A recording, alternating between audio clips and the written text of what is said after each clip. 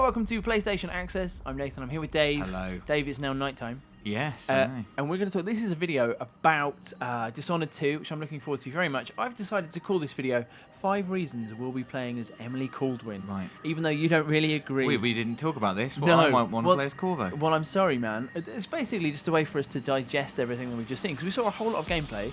I thought actually it was very, very cool of Bethesda at their conference to... Last year they kind of had like an extended gameplay kind of airing for Fallout 4. Yeah. And Dishonored 2 isn't as open world, it's not as massive as that, like Fallout. No, It's like a huge game.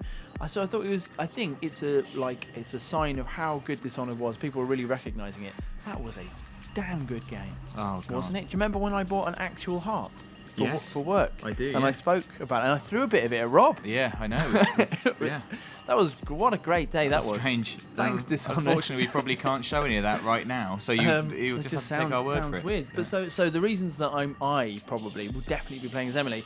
Man, you can see Corvo's face if you're Emily. That's number one. Well, do you know what I mean? Yeah, that's true. I just wanted to point mirrors, out, that you can play. People might not know that you can play as started as this. Yeah, with this. One or the other. Yeah, and they're both fully voiced, and they both have completely separate power tracks, which are completely upgradable.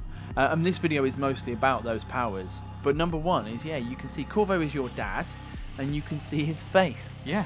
So the action is set 15 years after the first Dishonored, and I think they've extrapolated the basis for Dishonored 2 was, what's going to happen to Emily after the game, and so they kind of thought about her as like she's now in charge of the Empire. Corvo is like her protector, and she's like on the side. It's just like a badass action person. By the way. Yeah.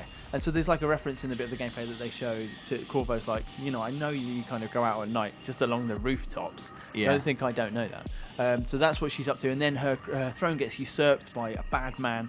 And then you end up going from Dunwall, which was the amazing setting. I flipping love Dunwall. Yeah. Just so layered, and it just looked, like kind of a Victorian England crossed with kind of an Edinburgh. It was lovely.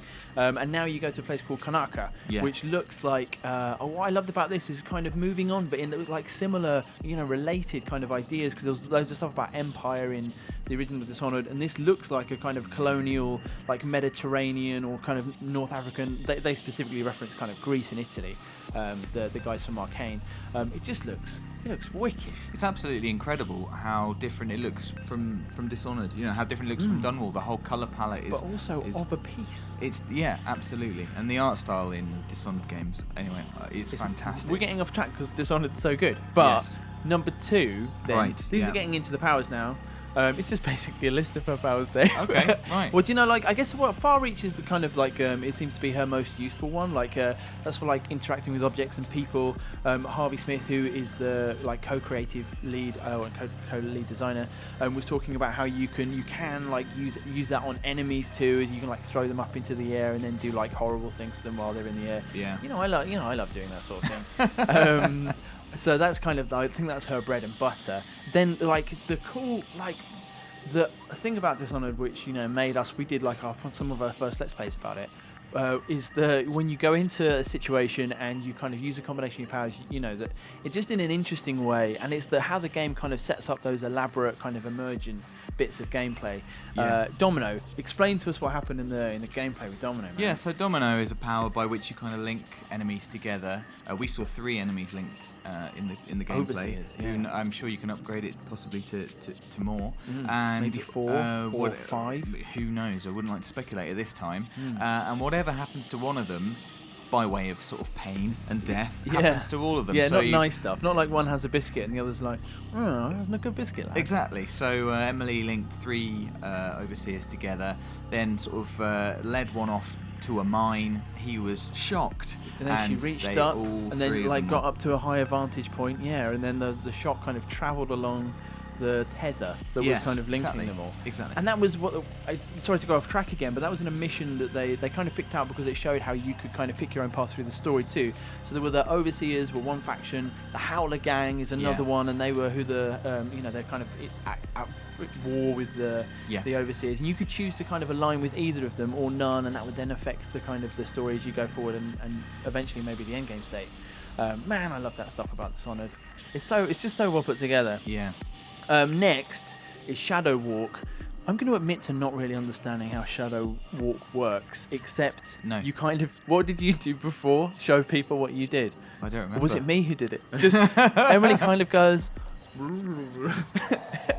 Just sort of, yeah. It goes all big and shadowy, and then the people are dead. It's the one in the CG kind of trailer that they showed last year to announce the game. She does it in the pursuit at the end of that kind of trailer, and you kind of go, what? Yeah.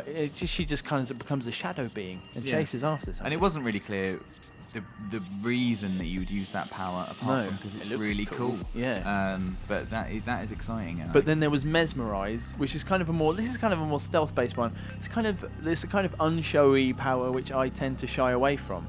So I can have a swarm of rats, or I can just get around people by making them a bit confused. Yeah. I don't know which one I'm going to choose. But that one, she kind of went into an area where lots of enemy guards were around, and they didn't recognise her, and they would not remember her later, having seen her. Yeah. So she can just basically stealthing through, and then that can be upgraded as all the powers can be this time. Yes, So those, Dave, those are 5. I mean, I'm not. You got to see her kind of her wheel, her wheel of powers and weapons, and it just made me remember playing Dishonored and just like the options you had at any given moment. You know, like the it puts together this kind of suite of just kind of possibility. Yeah. And they all plug in together so well. Like as we sort of touched on, you know, it's players were finding amazing ways of linking them together and doing such unlikely things. You can find on YouTube now loads of playthroughs with people doing absolutely amazing stuff where they've learned the level so well and they're using their powers to. What's exciting is knowing that Arcane has seen what's happened to that game once they put it out in the wild, and they will now be designing this game knowing that it will happen again, but also designing the world with letting that kind of possibility and potential like happen in those levels. And the other thing, just kind of to finish on, that made me really excited was Harvey Smith was talking about the verticality of Karnaca, and how the new city will have much more height to it, and how that is like going to influence the way that people make their way through levels and the kind of stealth or gameplay opportunities that are going to arise as well. Yeah, and just how much fun it is to traverse in Dishonored. In the first game, at least, you know, it was just being on the rooftops is excellent. Using things like Blink to get around. Blink to me was just like suddenly there's a stealth game I can play. Like I just get it now. Like it was so good. And also, like, final thing I want to say is. I have made this video about Emily, and I'm really excited about playing as her because she was great in the first game as well. She was a really interesting character.